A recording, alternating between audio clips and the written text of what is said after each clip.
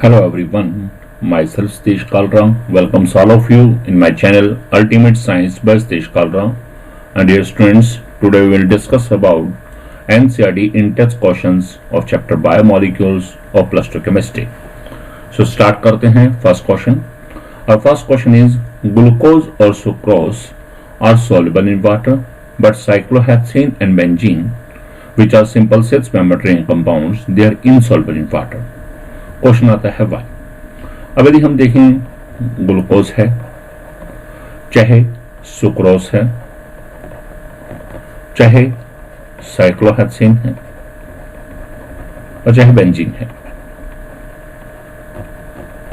They all are the organic compounds and we know organic compounds are generally insoluble in water. But question है glucose और sucrose water में soluble है, ऐसा क्यों? If we see the structure of glucose, then in the open chain structure of D-glucose, 5 OH groups are present. And if you observe the structure of sucrose, then sucrose contain 8 OH groups. And these OH groups are involved in the hydrogen bond formation with the water molecules whenever these compounds are dissolved in water. It means ये OH group क्या करेंगे, water molecule के साथ hydrogen bond बनाएंगे, जिसमें glucose और sucrose को water में डिसोल्व करने की कोशिश की जाएगी। और जब हाइड्रोजन बॉन्ड बन जाएंगे, यानी कि glucose and sucrose are soluble in water. अब बात आती है साइक्लोहेक्सेन एंड बेंजीन की। This is cyclohexane and this is benzene. These two compounds do not contain any OH group. अब इनमें OH नहीं है, it means they will not form hydrogen bond with the water molecule. और जब hydrogen bond नहीं बनाएंगे then they are insoluble in water. And secondly, एक और रीजन भी है, these two are the non-polar compounds. Cyclohexane है और बेंजीन है, these are the non-polar compounds. I mean a theory light dissolves like. It means non-polar compounds are insoluble in the polar inorganic solvents such as water. So this is the reason. Next question is, what are the expected products of hydrolysis of lactose? We know the formula of lactose is C12H22O11. Whenever lactose is hydrolyzed, it will react with the water in the presence of any dilute acid like dilute HCl. Then it will dissociate to form two molecules, yani two molecule of monosaccharide. Both are having same formula, CC acetylosids, but the one molecule is beta D galactose and the second molecule is beta D glucose. So lactose on hydrolysis forms two monosaccharide. One is beta D galactose and second is the beta D glucose. Next question. How do you explain the absence of aldehyde group in the pentacetate of D-glucose? अब हमने D-glucose की open chain structure पढ़ी है आपने। तो we see that in the open chain structure on one number carbon aldehyde group is present.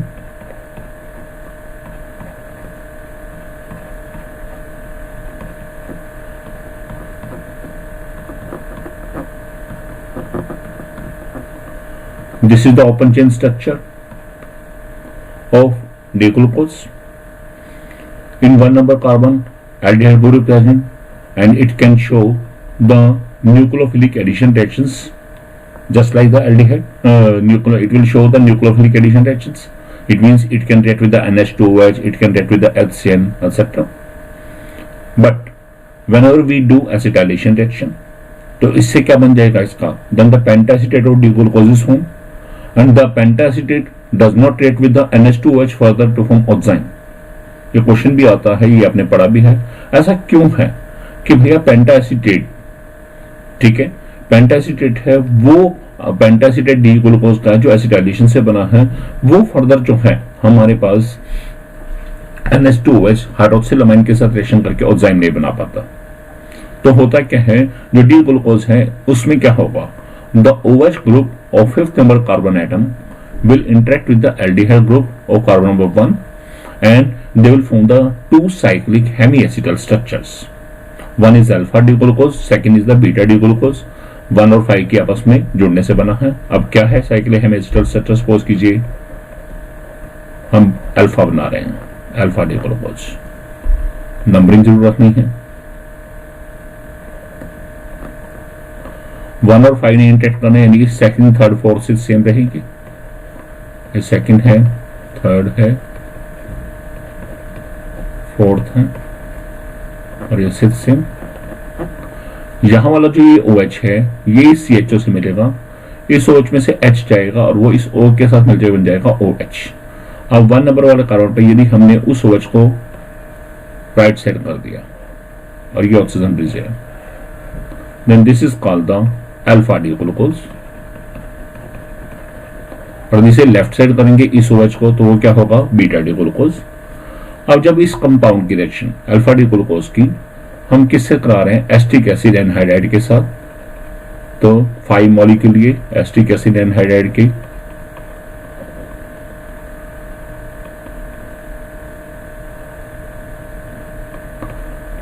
ठीक है.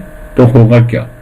यहां से बॉन्ड ब्रेक, जितने भी OH है वहां से H बाहर निकलेगा. 1 2 3 4 और 5. तो 5 OH से H पार्ट बाहर निकलेगा और वहां क्या आ जाएगा? ये COCH3 ग्रुप. अब देखिए कैसे, देखिएगा. पहले हमने ये बना दिया,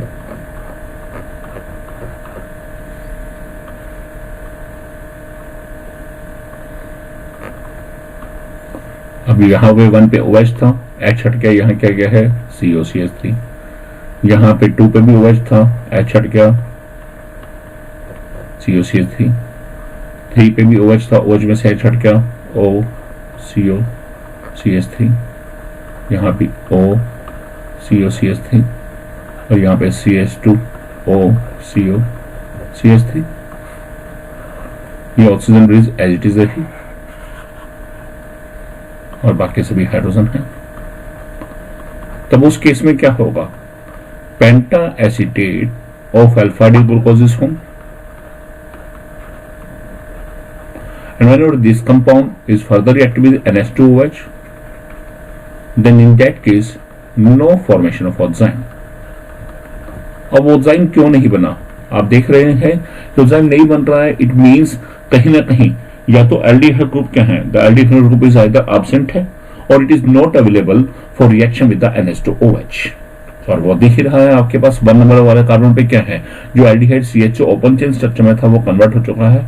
and this reaction indicate the absence of aldehyde group in the penta acetate of D-glucose. So we will say if we are having the open chain structure of D-glucose, then on acetylation it will form the pentacetate. But pentacetate further when reacted with the NH2OH it does not form oxime. This is it means and it indicates that the aldehyde group is either absent or it is not available for reaction with the NH2OH. So then why this happen? Because D-glucose exists in the nature in the form of two cyclic hemiacetal structure. One is the alpha D-glucose, second is the beta D-glucose. और जब हम alpha D-glucose की acetylation कराते हैं, then the pentacetate is formed, and this pentacetate does not react with NH2OH to form oxime. And इससे clear हो रहा है that this alpha D-glucose in the alpha D-glucose structure, the aldehyde group is absent on the carbon number 1, and that's why it will not indicate. That's why this reaction will not take place. Next question. Next question is the melting point and solubility in water of A amino acid लिखा है, alpha amino acids are generally higher than those of corresponding halo acid. कि alpha amino acids का melting point और solubility hello acids alpha hello acid से ज्यादा है. ठीक है, अब कैसे जरा देखिएगा. मैंने अल्फा अमीनो एसिड लिया,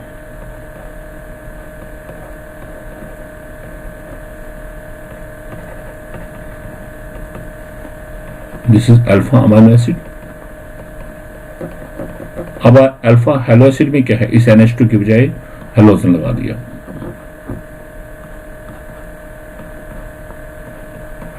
अब हमें देखना है कि जो अल्फा अमीनो एसिड है उसका melting point alpha hello acid से और इसी तरह से सॉल्युबिलिटी जो है वो भी अल्फा हेलो एसिड से ज्यादा है। कैसे, जरा देखिएगा। We know in the alpha amino acids two groups are present. One is the COH, second is the NH2. CH group is the ester group, NH2 is the basic group, and we know acid has tendency to lose H positive ion. तो ये COH group क्या है, आपने H positive को lose कर देगा, and this H positive will be gained by the NH2 group. तो ये क्या बना देगा, NH2 का बन जाएगा NH3 positive, CH और CO negative, and a dipolar ion is formed, and this dipolar ion is also called deuterion. So it means alpha amino acid can form deuterion. It means it can form a dipolar ion, and in case of alpha halo acids, alpha halo acid do not exist as the dipolar ion. ये dipolar ion के रूप में exist नहीं करते, they do not exist. तो जब alpha amino acid है उसमें डाइपोलर आयन बना है, then there are strong dipole dipole interactions are present in case of alpha amino acids.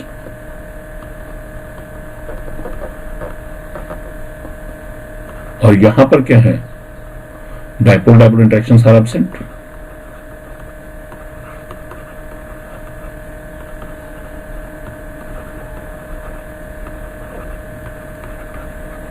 So due to the presence of strong dipole-dipole interactions, in case of alpha amino acids, their melting point is always higher than that of the alpha halo acid.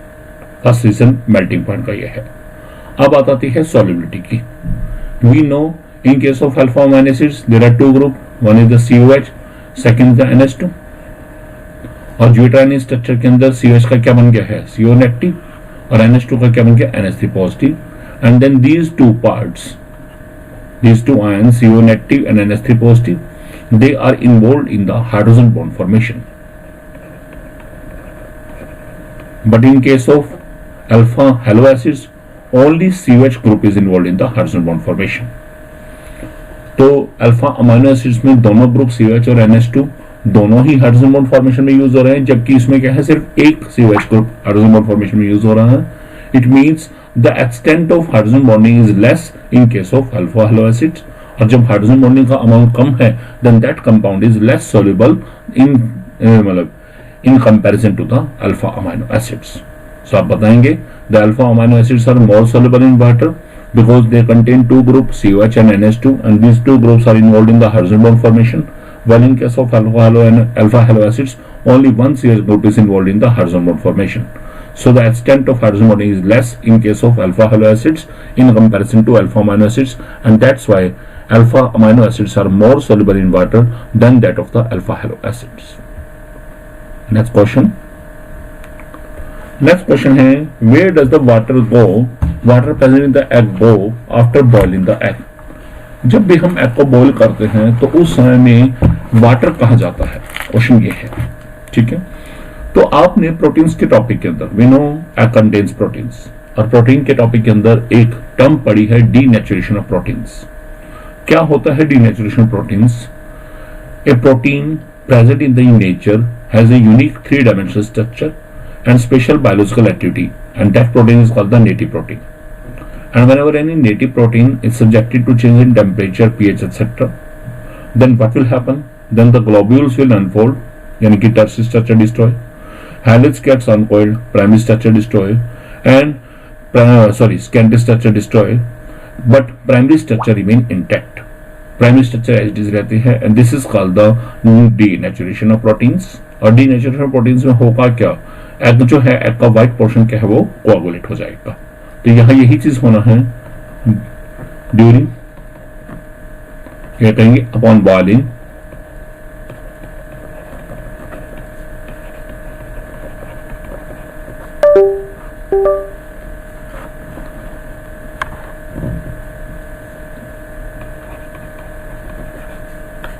denaturation of proteins will take place.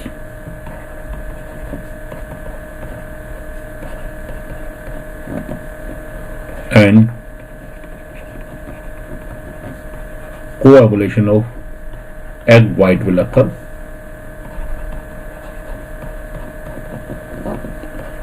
and water present in the egg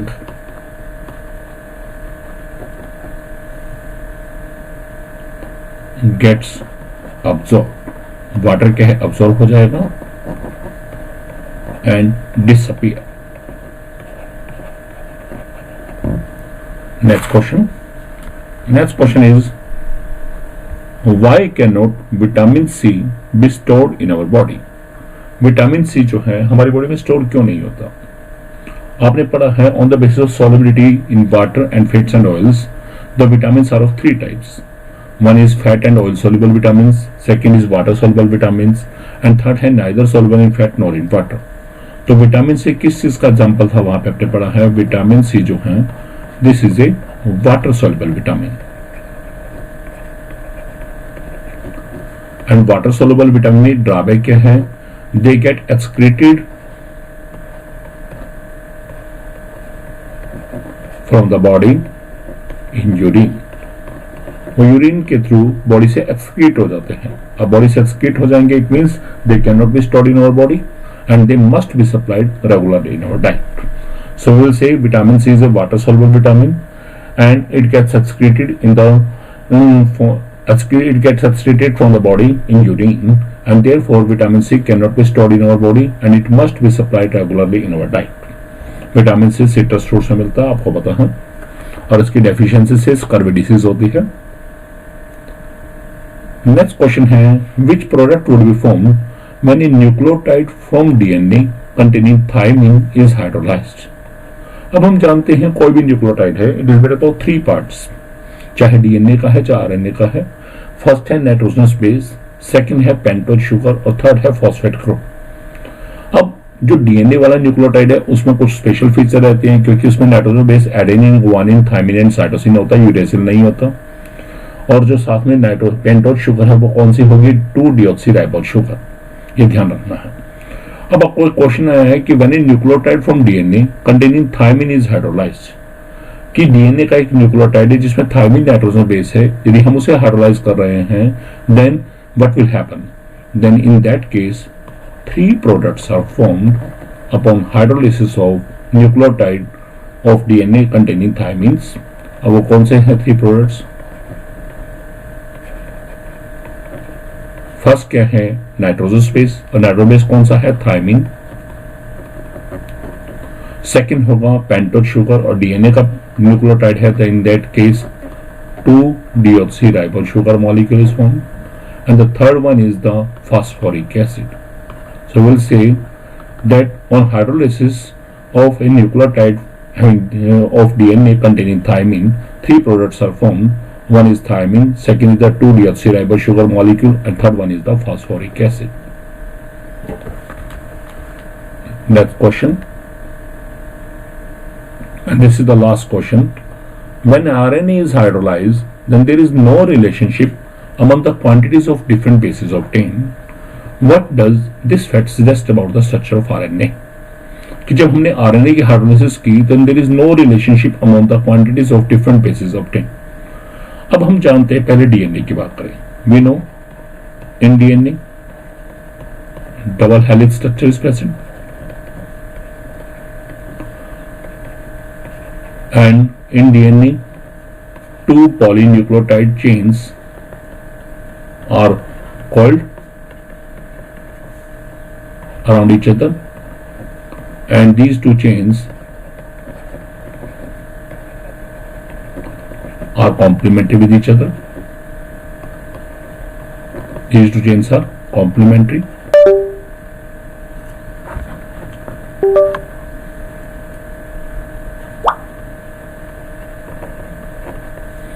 In DNA, specific base pairing will occur between the 2 polynucleotide chain. Adenine will always join with thymine by double bond, and guanine will always join with cytosine by triple bond. अब आ जाते हैं when DNA is hydrolyzed. When the DNA is hydrolyzed, then molar ratio of these nitrous bases remain same. ठीक है, क्योंकि adenine और thiamine का amount आपस में इक्वल है, ग्वानिन और साइटोसिन का आपस में इक्वल है, तो इनकी मोलर रेशियो क्या है, वो सेम रहेगी, ठीक है। But this is not observed in case of RNA. लेकिन ये चीज इन case of hydrolysis of RNA, जब हम आरएनए की हाइड्रोलाइसिस करते हैं तो उस समय ये चीज ऑब्जर्व नहीं की जाती। So it indicates that RNA is single stranded in nature. So DNA कैसा है, डबल स्ट्रैंडेड, और आरएनए कैसा है, सिंगल स्ट्रैंडेड है। So this is all about the structure of RNA and this is all about NCERT in text questions. यह हमारे NCERT in text question complete होते हैं एंड होप आप सभी को बहुत अच्छे से समझ आ गए होंगे। Hope you learned a lot from my video. If you like my video, then you can share my video and you can subscribe my channel Ultimate Science by Satish Kalra. Thanks a lot.